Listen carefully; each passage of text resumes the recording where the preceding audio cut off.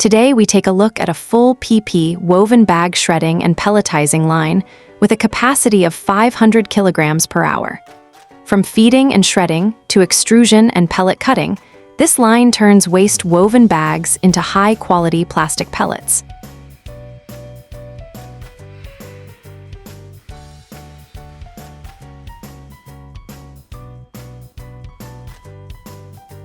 With reliable feeding, strong shredding, efficient compaction, advanced two-stage extrusion, and precise pellet cutting, it helps factories reduce waste and cut raw material costs.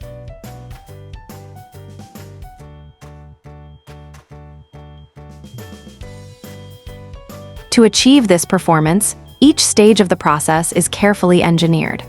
From the initial conveying and shredding to compaction and extrusion, the system ensures smooth operation, consistent output, and excellent pellet quality.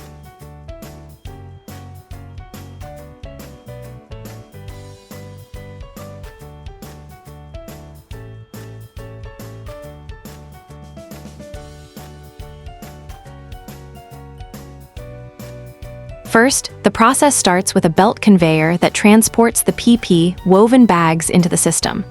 Then the material enters a shredder, which grinds the woven bags down to small fragments. After being shredded, the plastic fragments are sent via belt conveyors to a compactor. This machine compacts the shredded PP, squeezes out moisture, and reduces volume ahead of extrusion. By doing this, the feeding into the extruder is much more consistent, reducing energy waste and improving melt quality. Next is Amstar's two-stage single-screw extruder.